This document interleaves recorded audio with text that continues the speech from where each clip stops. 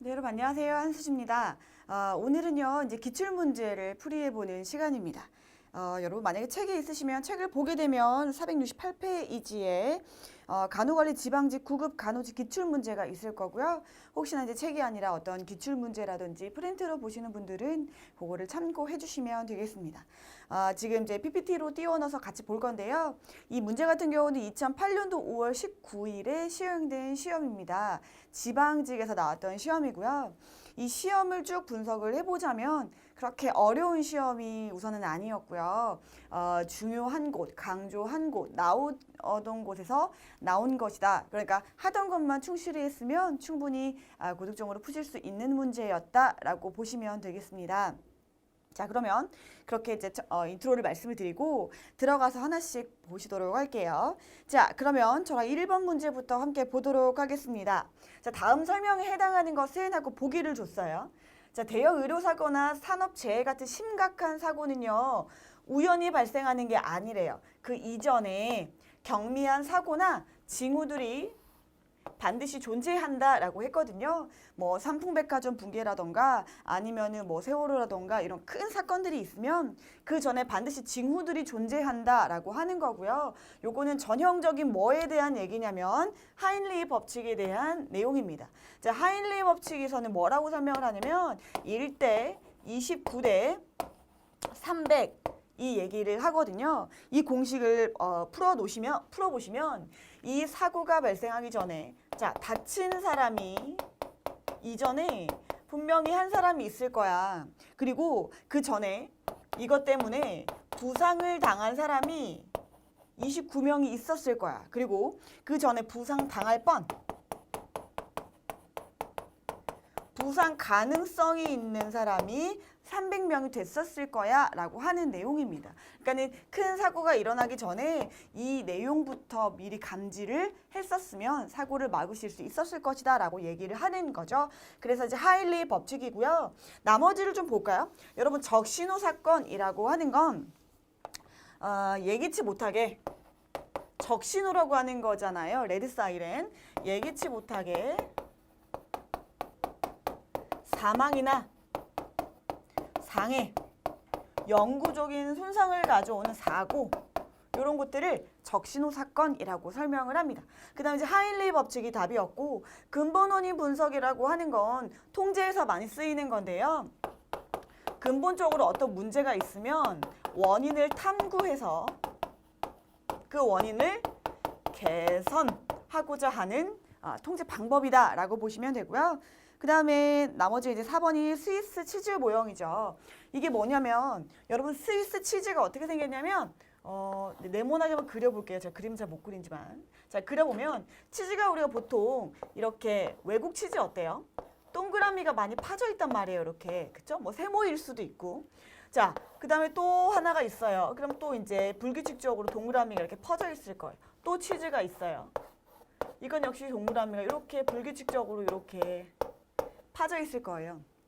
그러면 이 치즈에 있는 이 동그라미들을 일종의 뭐라고 보냐면 위험 요소라고 보는 거예요. 그래서 이 치즈를 다 겹친다고 생각을 해보시면요. 이 치즈가 지금 똑같은 데에 생긴 게 아니라 굉장히 불규칙적으로 생겨져 있잖아요. 그러면 겹쳐버리면 구멍이 어때요? 메꿔져 버리겠죠. 왜냐면 불규칙적으로 뚫려 있으니까. 그러다가 어느 순간에 같은 위치에 있는 구멍이 차례대로 겹친 다음에 딱 뭉치게 되면 구멍이 굉장히 하나로 크게 뚫려버립니다. 지금 이해 가세요? 구멍이 불규칙적으로 있어요. 그러니까 이 치즈를 겹치면 구멍이 막아져 버린다는 얘기예요. 그런데 같은 위치에 있는 구멍이 하나로 합쳐지게 되면 굉장히 큰 구멍이 뚫리게 된다. 그게 바로 사고가 된다는 거예요. 즉 사고라는 거는 우연히 발생하는 게 아니라 여러 위험 요소가 한데 모여서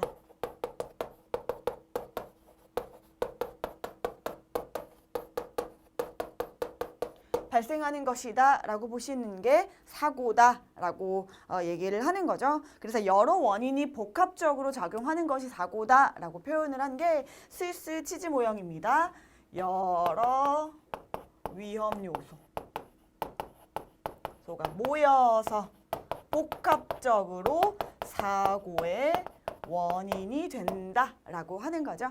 자, 그래서 1번 문제는 전형적으로 하일리 법칙을 얘기하는 문제였습니다. 답은 2번입니다.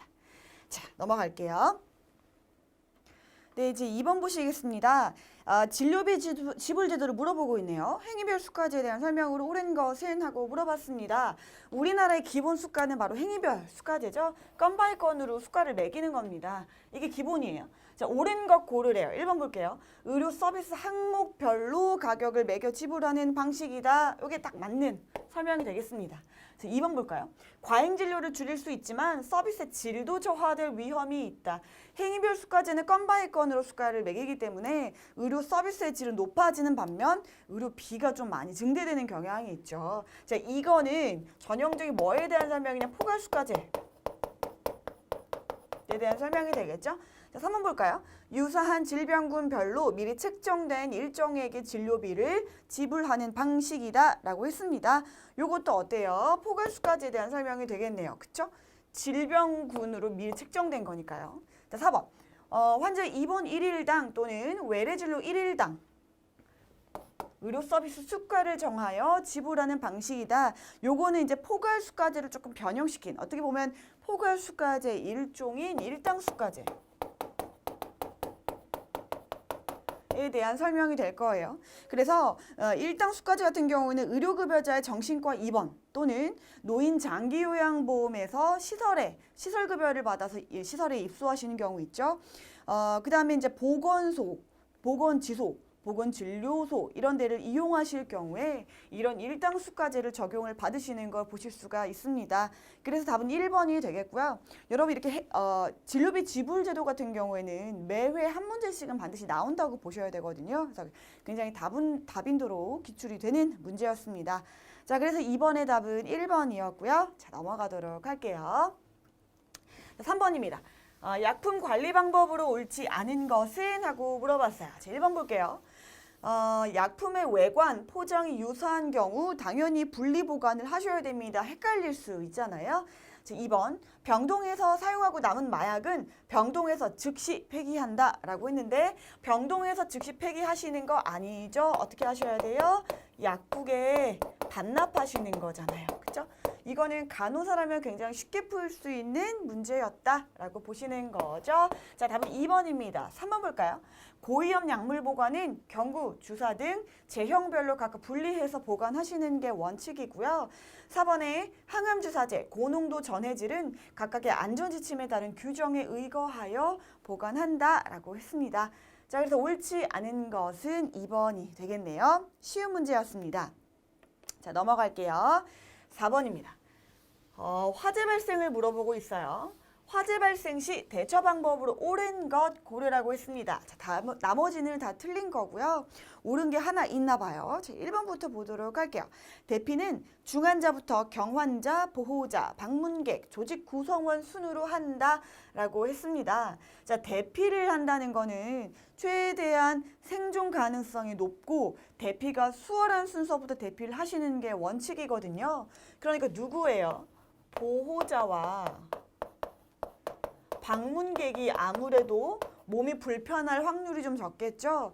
이 사람들이 대피가 1순위예요. 이 사람들이 먼저 대피를 하신 다음에 누구예요? 경환자 보호를 하고요. 그 다음에 중환자. 그 다음에 누구예요? 직원이죠. 직원이 여기서는 뭐라고 표현하고 있어요? 조직 구성원이라고 표현을 하고 있죠. 그래서 대피가 수월한 순서대로 먼저 대피를 하시는 것이다 라고 보시면 되고, 그래서 1번은 틀린 거예요. 2번 볼게요. 비상상황 기준에 따른 환자 분류 체계에 의하여 환자를 분류하여 대피시킨다. 이게 맞는 설명입니다. 그리고 이런 비상상황 기준이 보통 대피가 수월한 순서를 얘기를 하고 있죠. 3번. 타 방화구획으로 대피하는 것보다 1차 화점으로 이동하는 것이 안전하다고요? 1차 화점이라고 하는 건 화재가 발생한 그 점인데 거기로 이동하는 건 당연히 위험하죠. 4번. 보행이 가능한 환자는 계단보다 엘리베이터를 이용하여 신속하게 대피시킨다라고 했는데 어떤 재난 상황, 화재라든지 지진이라든지 이런 게 일어났을 때는 엘리베이터를 사용하시면 안 되죠. 계단을 통해서 대피를 하시는 것이 원칙이다. 이렇게 보시면 되겠습니다. 자, 그래서 4번의 답은요, 2번이 되겠습니다. 자, 넘어갈게요. 넘어가시면 이제 5번을 보시게 되겠습니다. 자, 직무급을 얘기를 하고 있네요. 직무급에 대한 설명으로 옳은 것은 이라고 얘기를 하고 있습니다. 자, 직무급을 먼저 보시려면 뭐를 먼저 떠올리셔야 되냐면요. 기본급을 떠올리셔야 돼요. 자, 간호사로서 월급을 받게 되면 이런 수당 빼고 가장 기본적인 월급을 기본급이라고 하잖아요. 기본급을 책정하는 방법이 크게 세 가지로 나눠서 보실 수가 있죠. 첫 번째는 연공급, 그 다음에 두 번째는 직무급, 세 번째는 직능급. 이렇게 세 가지로 나눠서 기본급을 책정하는 원리예요. 이렇게 세 가지로 나눠서 보실 수가 있습니다. 자, 연공급 같은 경우는요. 뭘 가지고 책정을 하냐. 근무 일수라든지 학력이라든지 연령이라든지 이런 걸 가지고 책정하시는 거예요. 그러니까 보통 대기업들이 이렇게 많이 책정을 하는데요. 학력이 높고 그다음에 근무 연속이 점점점 길어질수록 기본급이 이제 기본적으로 계속 높아지는 형태예요. 이게 이제 연공급이고요. 직무급이라고 하는 건 말 그대로 직무잖아요. 병동이나 아니면 특수부서나 약간의 직무의 난이도가 따라 다르죠. 그래서 이거는 난이도를 반영한 거예요. 직무의 난이도에 따라서 기본급을 책정하는 방법을 직무급이라고 합니다. 그 다음에 직능급이라고 하는 건 두 개를 보완한 거예요. 연공급과 직무급을 함께 하는 것이다. 그래서 이런 형태가 가장 많은 형태이기는 해요. 그래서 오래 근무할수록 이제 연공급을 가져오니까 기본급이 좀 올라가기도 하는데 게다가 특수부서이거나 난이도가 높은 일을 하실 때에는 조금 더 기본급이 붙는 거죠. 그리고 혼합한 형태를 직능급이라고 합니다. 자, 문제는 직무급을 물어봤기 때문에 난이도에 따라 구분하시는 걸 찾으셔야죠. 자, 그러면 1번 볼게요. 근소 연수에 따라서 임금을 결정한다. 전형적인 연공급에 대한 설명 되겠네요. 그렇죠? 2번. 개인의 조직 공헌도에 따라서 임금을 결정한다. 이거는 이제 여기에 해당한다기보다는 성과급에 대한 내용을 보시면 되겠고요. 3번에 직무의 책임성과 여기 나오죠. 키워드. 난이도 등에 따라서 임금을 결정한다 라고 했기 때문에 이게 바로 직무급에 대한 설명이 되겠습니다. 자, 그러면 답은 3번으로 고를 수가 있겠고요. 4번에 보시면 직무 특성과 근로자의 직무 수행 능력에 따라서 임금을 결정한다. 요거는 직능급에 대한 설명이 되겠네요. 자, 이렇게 해서 5번의 답은 3번이 되겠습니다. 이 문제는 세 가지를 어떻게 구분할 수 있니? 라는 거를 물어보는 문제였습니다. 자, 넘어가시죠. 넘어가면 저희는 이제 6번을 보도록 하겠습니다. 자원기준 상대가치 수가제도에 대한 설명으로 옳지 않은 것은? 하고 물어봤네요. 자, 상대가치 수가제도라는 거를 먼저 아시는 게 필요하죠. 자, 행위별 수가제도를 약간 변형시킨 거라고 생각을 하시면 되는데요. 우선 자원기준 상대 수가제도라고 했죠. 자, 뭔가 의료 행위를 하려면 의료 자원이 필요하거든요. 자, 의료 자원 기준으로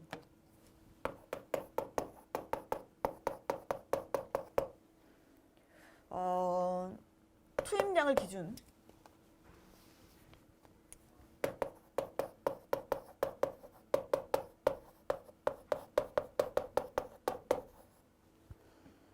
상대가치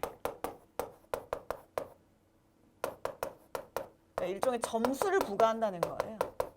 여기다가 단가를 곱해서 산정을 하게 됩니다. 그런데 여기에 들어간 이 상대가치라는 뭘 표현하고 있는 것이냐? 바로 의사의 업무량이라던가 난이도라던가 위험도, 그 다음에 재료 비용 이런 것들을 반영한다는 거예요. 그러니까 왜 이게 나왔냐면 그냥 이제 수가로 행위별 수가나 그냥 수가로 하게 되면 그런 것들이 뭘 반영을 못 하냐면 이거는 굉장히 어려운 수술이고 이거는 굉장히 고비용의 어떤 소모품이나 고비용의 비품이 들어가는데도 불구하고 수가가 다른 거랑 비슷하게 책정되거나 낮게 책정되냐? 그러면 안 되잖아요. 그래서 난이도가 높거나 위험도가 높거나 재료 자체가 굉장히 고비용의 뭐 비품이 들어간다거나 라고 하시면 그것까지 여기에 반영해서 수가를 정한다는 거예요. 그게 바로 자원기준 상대가치 수가제도라고 보시면 되겠습니다. 자, 이 설명으로 옳지 않은 것을 고르라고 했거든요. 자, 1번 볼까요? 상대가치 점수는 매년 변하지만 환산지수는 변하지 않는다라고 했는데요. 여기 지금 제가 단가를 곱한다고 했잖아요. 이게 환산지수예요. 환산지수도 같이 변하셔야죠. 계속해서 의학은 발달하잖아요. 그에 맞춰서 가치는 달라질 거고요. 그래서 환산지수 같이 변하게 됩니다. 자, 옳지 않은 것은 1번이 되겠고요.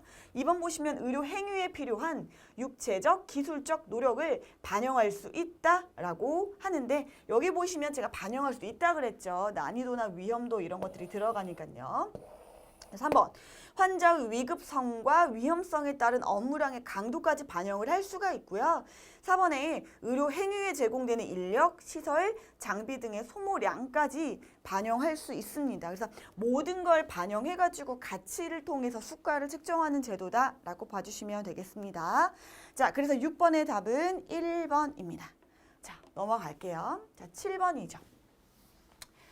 자, 7번에는 뭘 말하고 있냐면 직무 충실화를 얘기를 하고 있어요. 자, 직무 충실화에 의하여 동기부여가 효과적인 사람은? 하고 물어봤습니다. 그러면 이거를 풀려면 직무 충실화가 뭔지를 아셔야 되잖아요. 자, 직무 충실화는 바로 직무를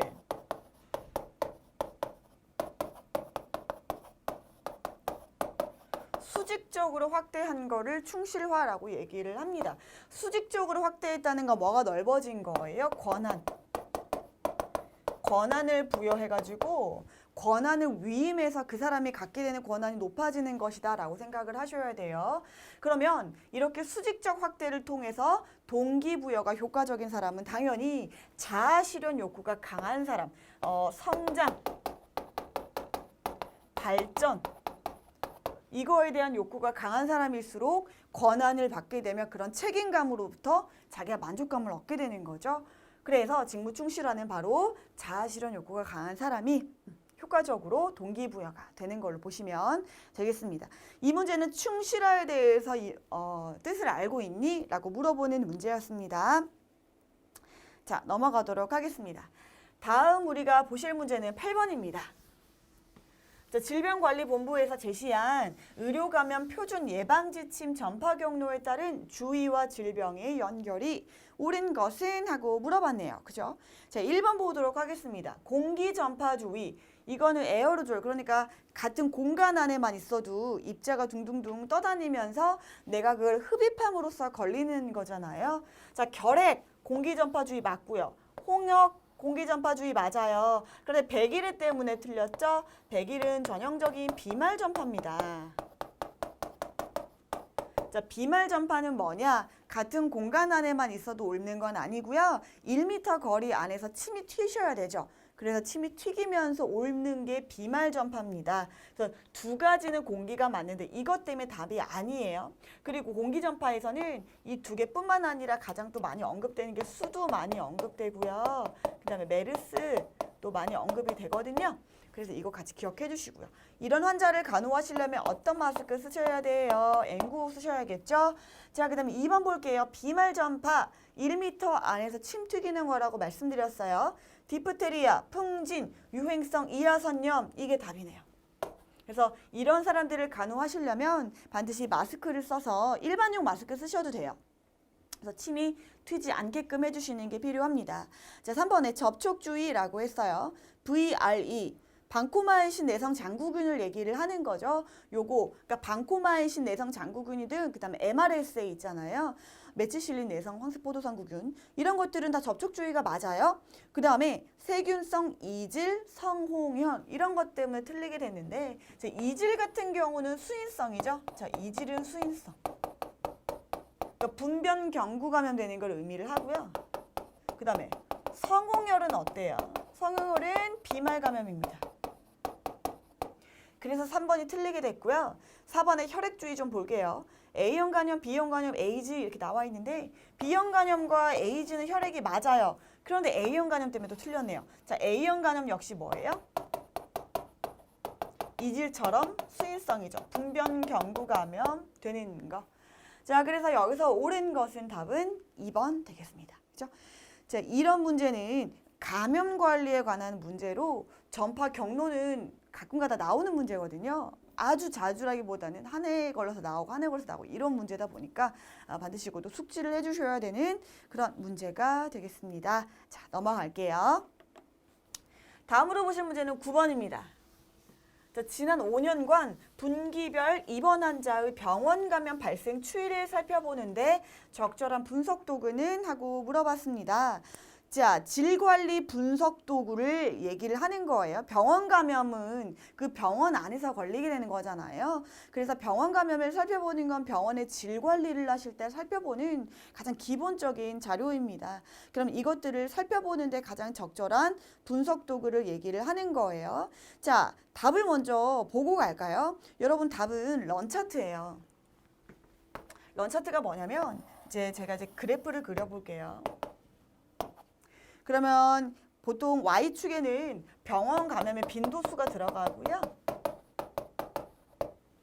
그 다음에 X차트에는 분기별이니까 이제 여기에 시간이 들어와야겠죠? 시간에 따라서 그래프가 쭉쭉쭉쭉쭉쭉 이렇게 차려지는 거. 이게 바로 런차트입니다.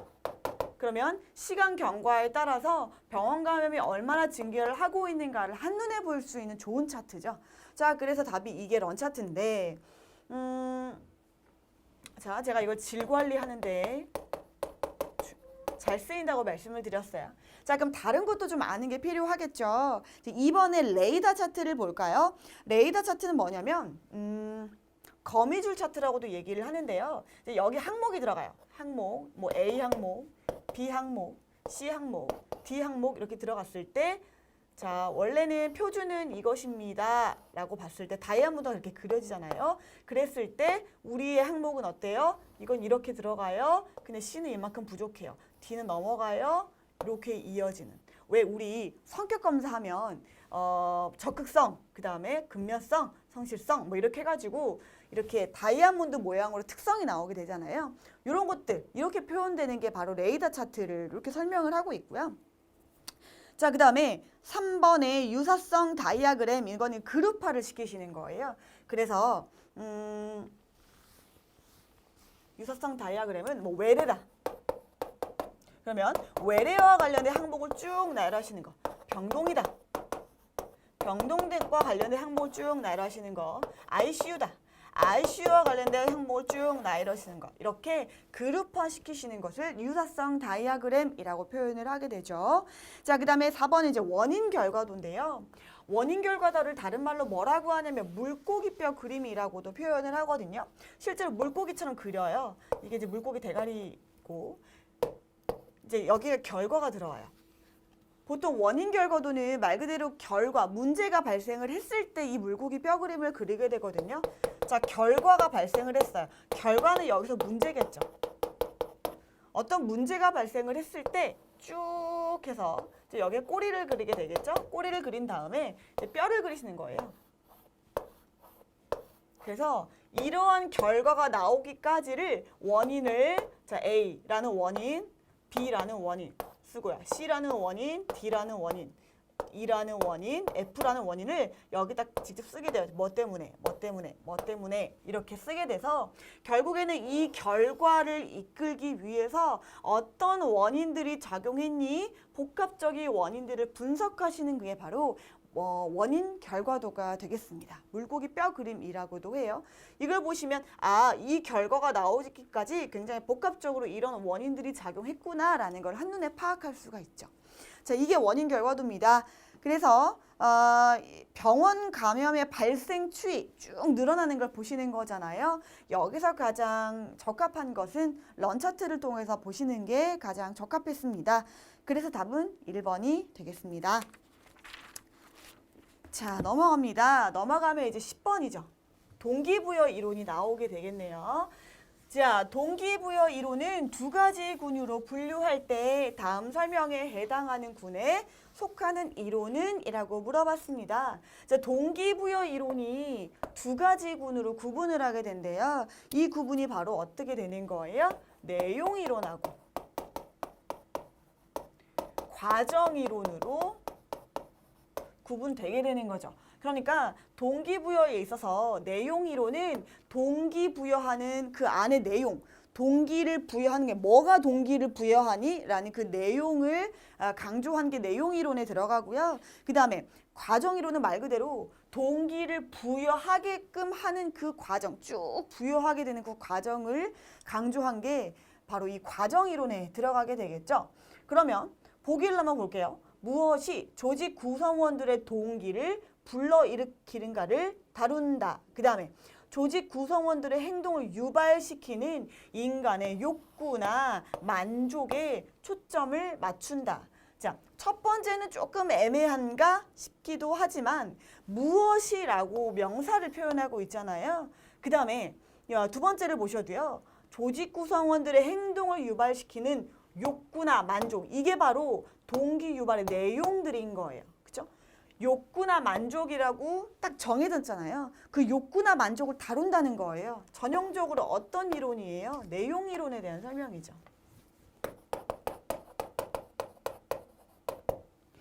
자, 그러니까 이 동기를 불러일으키는 과정이 아니에요. 어떻게 불러일으키게 되니가 아니라 불러일으키는, 동기를 불러일으키는 욕구, 만족, 이것들 그 안의 내용을 물어보고 있기 때문에 내용이론이다라고 보셔야 됩니다. 자, 그럼 1번 볼게요. 공정성 이론. 공정성 이론은 아담스의 공정성 이론인데 이건 이거죠. 내가 근무를 하는 데 있어서 다른 사람과 비교를 했을 때 내가 불공정한 것 같은데 라고 생각이 들면 그것 때문에 동기가 유발된다고 하는 거거든요. 전형적으로 동기가 유발되는 과정을 말하고 있죠. 어떤 과정이요? 내가 저 사람을 인식하고 저 사람의 조건과 나의 조건을 비교했을 때 불공정하네 라고 하면 동기를 불러일으키게 되는 과정을 설명하고 있으니까 공정성 이론은 과정 이론에 들어가고요. 자, 그 다음에 ERG 이론, 이게 바로 내용 이론이 되겠습니다. 자, ERG 이론 같은 경우에는요, 매슬로우의 욕구등기 이론을 조금 더 발전시킨 이론이거든요. 자, ERG라는 욕구를 표현한 거죠. 그래서 E라고 하는 건 생존 욕구. 그 다음에 R이라고 하는 건 관계 욕구. 그 다음에 G라고 하는 건 성장 욕구. 원래 이제 매슬로우에서는 피라미드로 해서 5단계가 있었잖아요. 요거를 조금 더 발전시킨 내용 이론 중 하나입니다. 그러니까 매슬로우랑 조금만 비교를 해보면 매슬로우 같은 경우에는요. 아래 욕구가 충족이 되셔야만 바로 상위 단계의 욕구가 생겨나는 것이다 라고 했잖아요. 근데 ERG 같은 경우에는 아래, 그러니까 이게 여기서부터 아래예요. 점점점 올라가시는 거, 좀 내려가시는 건데 이 위에 있는 욕구가, 그러니까 하위의 욕구가 충족이 안 돼도 상위 욕구가 나타날 수 있다라고 보통 표현을 하고 있고요. 그 다음에 매슬로우에서는 말하지 않았던 게 또 뭐냐면 여기서는 만약에 관계 욕구가 제대로 충족되지 않는다? 그러면 퇴행이 일어날 수도 있다라고 표현을 했던 게 ERG 이론입니다. 이 두 개가 특징적이에요. ERG 이론에서는. 자, 그래서 답은 바로 ERG 이론이 될 거예요. 그렇죠? 자, 그 다음에 계속 한번 가보겠습니다. 3번의 기대이론 볼게요. 기대이론은 뭐냐면 내가 어떤 행위를 했을 때 그 결과로 어떤 이득을 얻을 수 있지? 그 이득이 나한테 가치 있다고 느껴지게 되면, 그걸 기대를 하게 되면 동기가 부여된다는 과정을 설명한 이론이고요. 요것도 과정이론에 속하는 내용이다 라고 보시면 되겠습니다. 자, 그 다음에 4번에 이제 목표 설정 이론인데요. 목표 설정 이론도 과정 이론에 속하는데, 자, 이것 같은 경우에는 도전적이고 구체적인 목표. 자, 도전적이고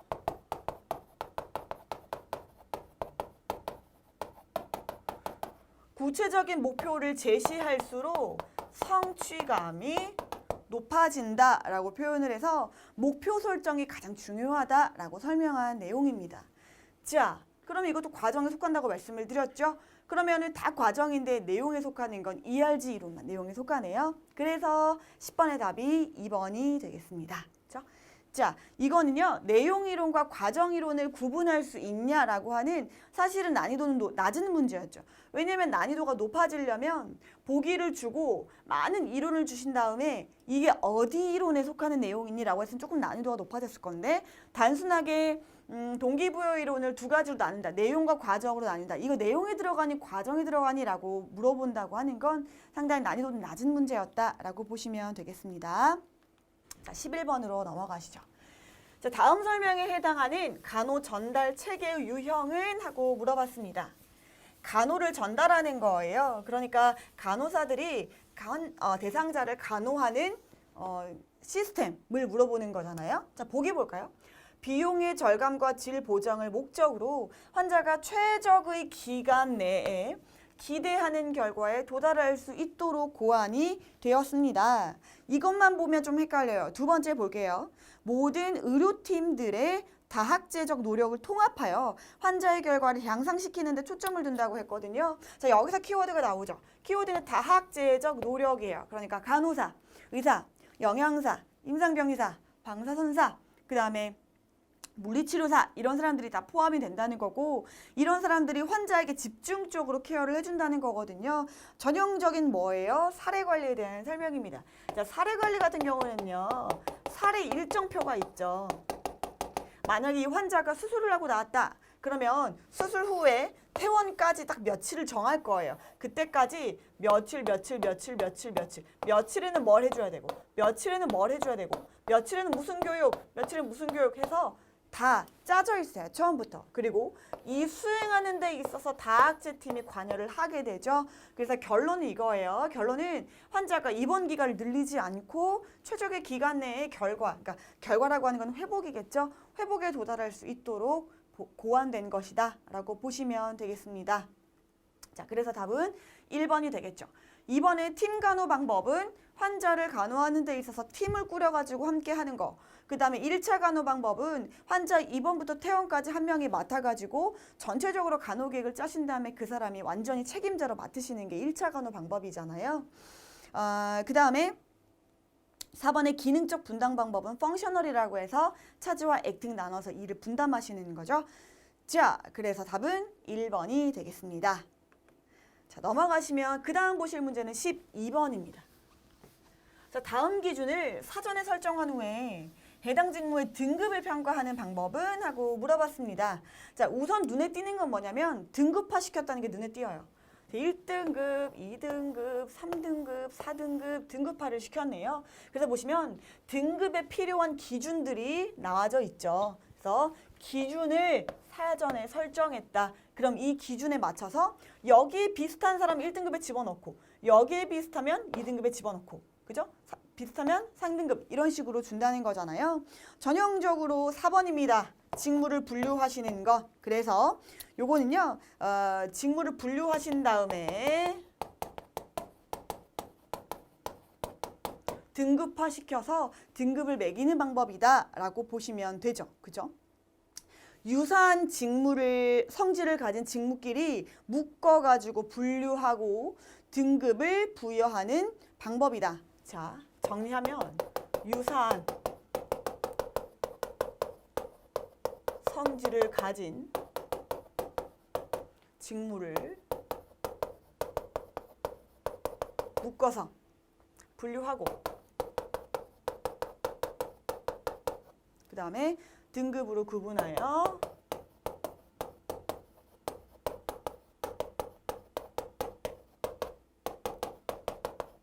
평가하는 방법이다 라고 보시면 되겠습니다. 자, 그러면 답은 직무분류법으로 보시고요. 1번의 서열법은 뭐예요? 그냥 단순하게 서열이잖아요. 1등부터 꼴등까지 쭉 줄을 세우시는 거예요. 그게 서열법이겠죠? 그 다음에 2번 점수법. 요거는 계량화하는 거죠. 말 그대로 점수를 내시는 거예요. 그래서 직무 이 점수를 내실 때는요. 뭐에 따라서 내시는 거냐면 중요도. 직무의 중요도에 따라서 점수를 쭉 내시는 거. 그걸 바로 점수법이라고 얘기를 하고요. 그 다음에 요소비교법이라고 했는데요. 요소비교법 같은 경우는요. 중심 직무를 설정합니다. 키 잡이 있어요.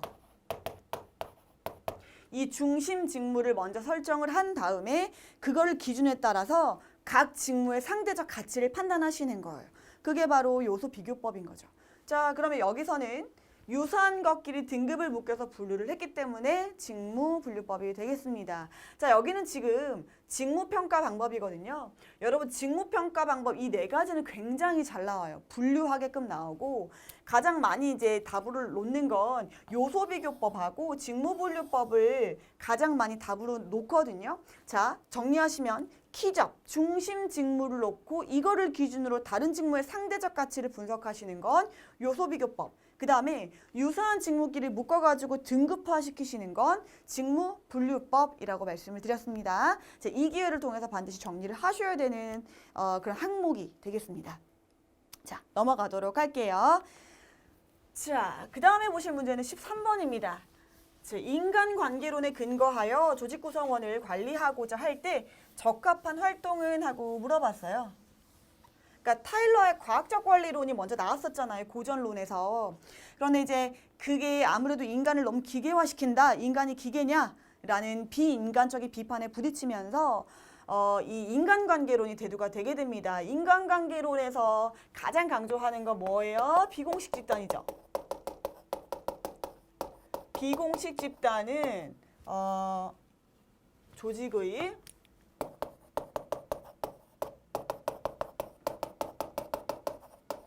생산성에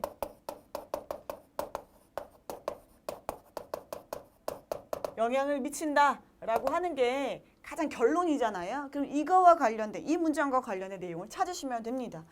자, 그래서 답은 1번이 되죠. 자, 간호조직의 팀워크를 향상시키기 위해서 동아리 지원 제도를 도입한다라고 했죠.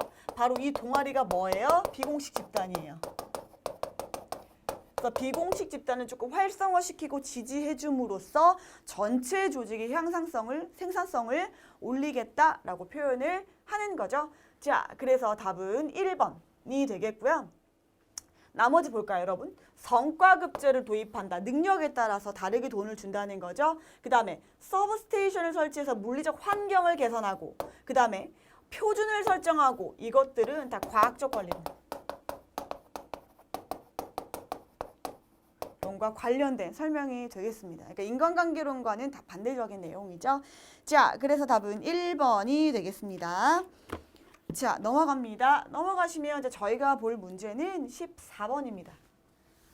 자, 다음 사례에서 간호사의 위약 사용에 대한 정당성을 부여할 수 있는 윤리 원칙은 하고 물어봤네요.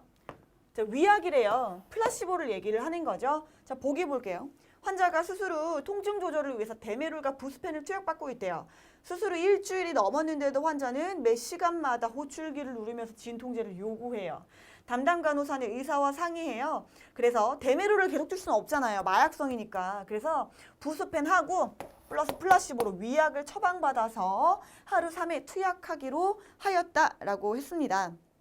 지금 정당성을 부여할 수 있는 윤리 원칙이라고 했어요. 전체적으로 봤을 때요. 어떤 원칙을 위배하고 있나요? 간호사가 지켜야 될 원칙은 되게 많아요. 그 중에서도 위배하고 있는 게 지금 정직의 원칙을 위배하고 있죠. 간호사는 늘 환자에게 정직해야 된다라고 하는 정직의 원칙을 위배하고 있어요. 하지만 이 위배한 것까지 정당성을 부여하기 위해선 바로 어떤 원칙이 더 상위에 있다는 거예요? 선행의 원칙. 이 선행의 원칙이 더 상위에 있기 때문에 이 정직의 원칙이 위배됐음에도 불구하고 덮어줄 수가 있다는 거죠. 자, 선행의 원칙이란 적극적으로 해악을 예방하고 위험에 처한 상황을 중재해 주는 것이 선행의 원칙이고요. 온정적 간섭주의라고 설명을 하고 있습니다. 그렇죠? 자, 그래서 답은 3번 선행의 원칙입니다. 자, 1번에 신의 원칙이라고 하는 건 신뢰와 믿음을 주는 걸 의미하고요. 2번에 정의의 원칙은 분배, 그 분배를 공평하게 분배하는 거를 정의의 원칙이라고 하고요. 4번에 이제 자율성 존중의 원칙은 어떤 행위라든지 시술이라든지 수술이라든지 대상자가 자율적으로 선택할 수 있는 권리를 준다고 하는 게 자율성 존중의 원리입니다. 자, 정직의 원칙을 위배했지만 이거를 정당성을 부여할 수 있는 그 위에 있는 대상자에게 해악을 제거하고 위험에 처한 상황을 중재하는 선행의 원칙이 위에 있기 때문에 정당성을 부여할 수 있다라고 정리를 하는 문제입니다. 자, 14번의 답은 3번입니다. 넘어갈게요. 15번입니다.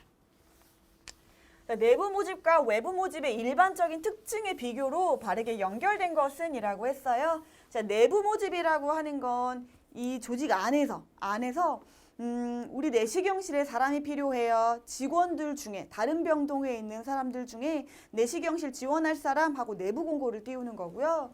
외부 모집은 어때요? 바깥에서 다른 사람을 모집하는 거죠. 자, 두 개를 비교하는 겁니다. 바르게 연결된 걸 고르라고 했어요. 자, 1번 볼게요. 모집 범위. 내부 모집은 좁아지게 되겠죠. 그 안에서 모집하는 거니까. 외부 모집이 넓어지게 될 거예요. 자, 2번. 모집 비용.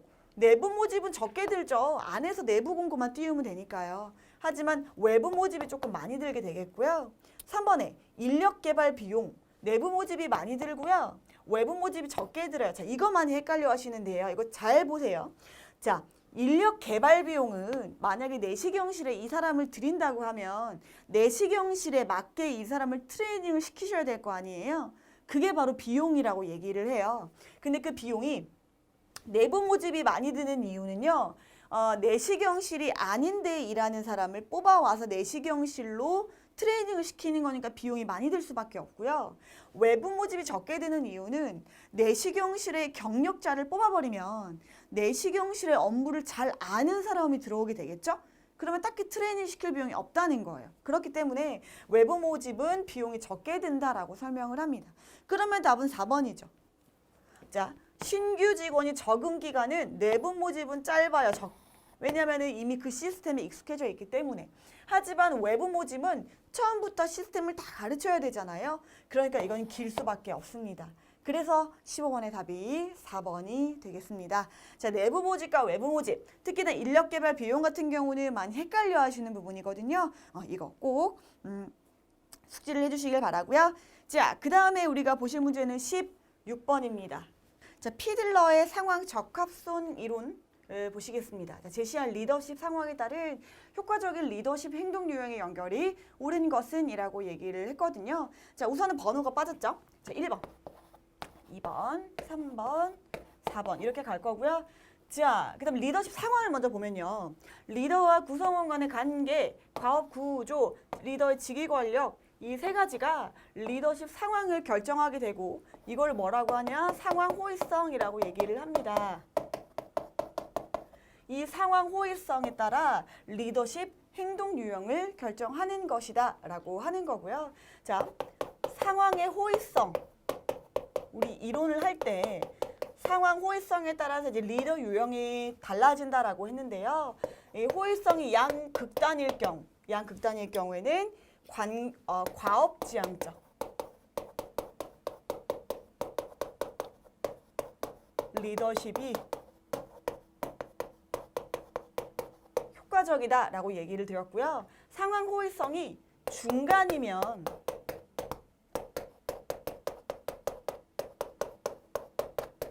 관계지향적 리더십이 효과적이다라고 배우셨을 겁니다. 자, 그러면 딱 보니까 뭔가 이렇게 중간인 경우가 없고 전체적으로 극단에 치우쳐져 있잖아요. 그러면 과업지향적이 되려면 구성원과 좋거나 과업률이 높거나 직위 권력 강하거나 혹은 리더와 구성원 간에 낮거나 과업 구조가 낮거나 약하거나 했을 때 과업지향적 리더십이 효과적이다라고 보시는 거죠. 그래서 답이 2번이 되는 거고요. 이건 이제 나쁨이 돼버렸죠. 좋음으로 돼야 되는데. 그 다음에 나머지는 뭐 중간에 대한 얘기가 없고 다 극단에 치우쳐져 있기 때문에 관계지향적 리더십은 거론할 필요가 없다라고 보시면 되겠습니다. 그래서 양극단은 과업지향적, 상황 호의성이 중간 정도라면 관계지향적 리더십을 쓰면 된다라고 보시면 되겠고요. 이 두 번째만 놓고 보셔도요. 이게 답이 2번이잖아요. 리더와 구성원 간의 관계가 나빠요. 서로 관계가 좋지 않다는 얘기예요. 그 다음에 과업 구조도 낮아요. 과업 구조가 낮다는 말은 제대로 매뉴얼화, 표준화가 되어 있지 않기 때문에 계속 간섭해서 이래라 저래라 해주셔야 된다는 얘기예요. 그렇죠? 그 다음에 리더의 직위 권력이 약해요. 그 말은 조직 구성원들이 이 사람을 리더로 잘 인정하지 않으려고 한다는 얘기예요. 그럼 이럴수록 어때요? 당연히 과업지향적이셔야죠. 이렇게 생각을 해도 답은 2번이 되겠습니다. 자, 16번의 답은 2번이고요. 자, 넘어가도록 할게요. 그 다음 보실 문제는 17번 되겠습니다. 자, 의료법상 진단서 등에 대한 설명으로 옳은 것은? 하고 물어봤네요. 자, 이 문제가 조금 난이도가 있는 문제였다라고 평가가 듭니다. 자, 왜 그런지 좀 볼게요. 자, 1번 보겠습니다. 조산사는 자신이 조산한 것에 대한 사망증명서 교부를 요구받은 때에는 정당한 사유 없이 거부하지 못한다라고 했습니다. 네, 이거 맞아요. 맞기 때문에 답이 뭐가 돼요?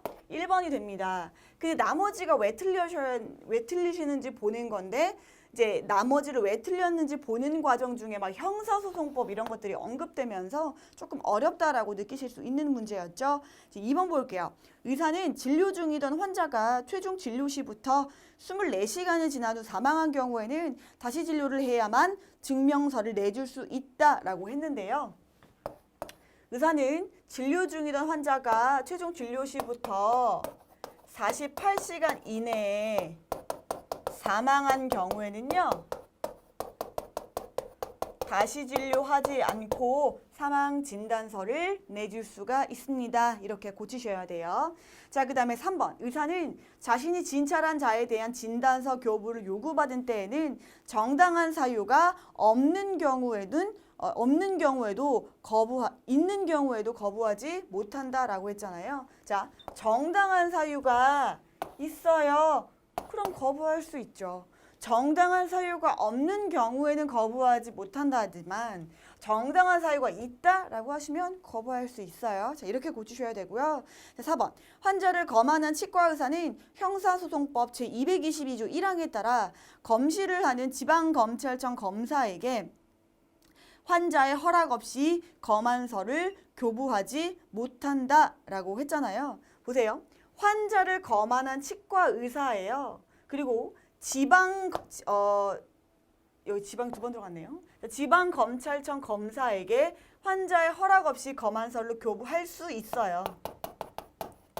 아니, 검사가 내래요. 무슨 형사소송법이니까 형사 재판이 있나 봐요. 그 재판에 따라서 검사가 내라 그랬어요. 그러면 검안한 치과 의사는 당연히 교부를 하셔야 됩니다. 그러니까 이게 지금 어떻게 바뀐 거냐면요. 원래는 이 형사소송법에서 뭐라고 하냐면 환자를 직접 검안하지 않았거나 진찰하지 않은 의사는 교부하지 못한다. 이게 골자예요. 하지만 이거는 검안을 했어요. 그쵸? 검안을 했기 때문에 이 검사에 따라서 형사소송법에 따라서 환자 허락 없이 검안서를 교부할 수 있다. 이렇게 보셔야 됩니다. 자, 그래서 답이 1번이 돼요. 자, 나머지가 조금 이거는 조금 생소한데 형사소송법이야 이렇게 보시기보다는 1번을 명확히 알면 고르실 수 있는 문제였다라고 보시면 되겠습니다. 자, 그래서 답은 1번이고요. 18번으로 넘어갑니다. 자, 다음 설명에 해당하는 기획의 원칙은? 하고 물어봤네요. 자, 간호관리자가 병원 질관리 시스템을 구축하기 위해서 필요한 인원, 물자, 설비, 예산 등 모든 제반 요소를 빠짐없이 사전에 준비했다라고 했잖아요. 자, 보세요. 인원, 물자, 설비, 예산 이런 것들을 빠짐없이 사전에 준비했다라고 얘기를 하잖아요. 전형적인 뭐예요? 포괄성에 대한 설명입니다. 그래서 제반 요소를 빠짐없이 이 원칙에 넣는 거를 포괄성이라고 얘기를 하고요.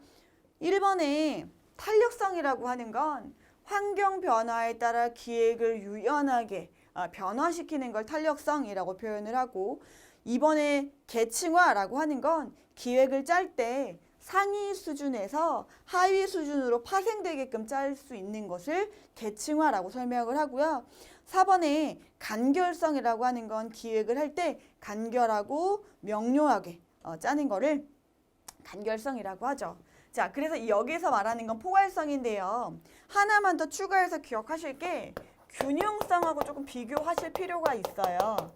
무슨 말이냐면 이게 지금 자원이잖아요. 자원을 빠짐없이 이 포함시킨다라고 하시면 포괄성이 맞고요. 자원을 균형 있게 어딘가에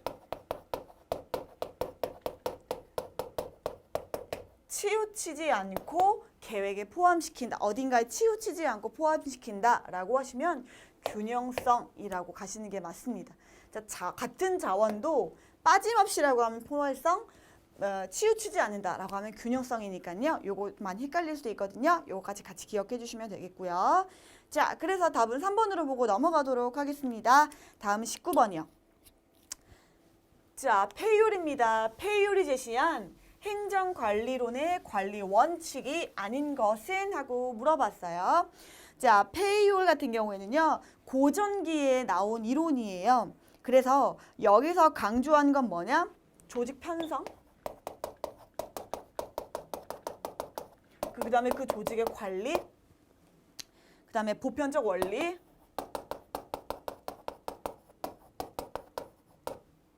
그 다음에 관리자의 역할.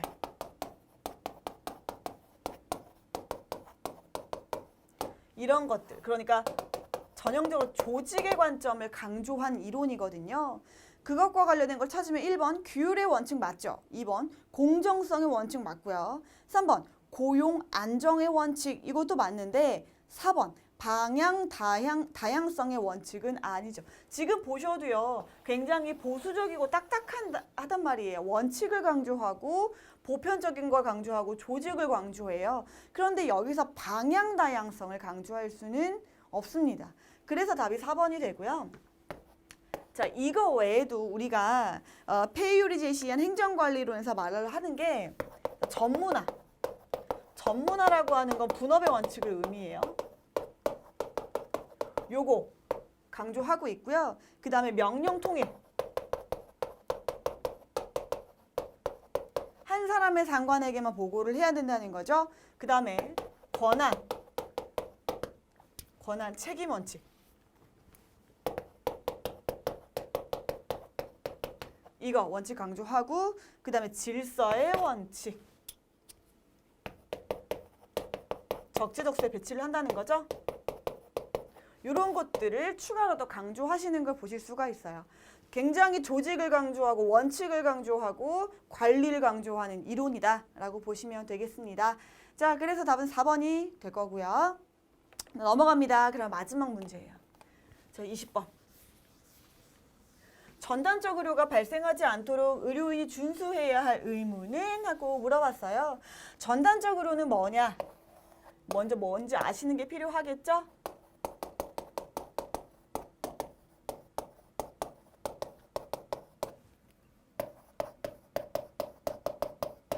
어떤 수술을 하거나 시술을 하거나 했을 때는 반드시 뭐가 필요해요? 환자의 동의가 필요해요. 하지만 환자의 동의를 얻지 않고 행위를 해버리는 걸 전단적 의료라고 합니다. 전단적 의료는 사실은 불법이죠.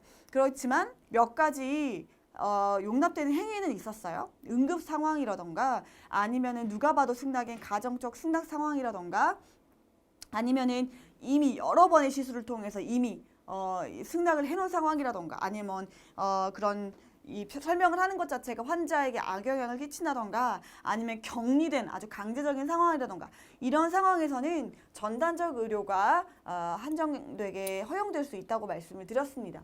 하지만 어쨌든 원칙은 동의 이씨 의료 행위를 하시는 게 맞아요. 그러면 이거와 관련된 준수해야 할 의무는 뭐예요? 설명과 동의의 의무. 반드시 환자의 동의를 얻고 나서 의료 행위를 하셔야 된다로 보시면 되겠습니다. 그래서 이건 쉬운 문제였죠. 답이 4번이 되겠습니다. 자, 여기까지 해서요. 2018년도 5월 19일에 시행한 지방직 9급 간호직 기출문제를 풀어봤습니다. 제가 최대한 다른 답이 아닌 보기들도 설명하기 위해서 노력을 했지만 여러분이 이제 보시다가 모르겠다 혹은 더 보충 설명이 필요하다라고 하시는 부분은 반드시 돌아가셔가지고 앞에 책을 반드시 찾아보시는 그런 기회가 되셨으면 좋겠습니다. 네, 여기까지 마무리를 할게요. 들어주셔서 감사하고요. 한수지였습니다. 감사합니다.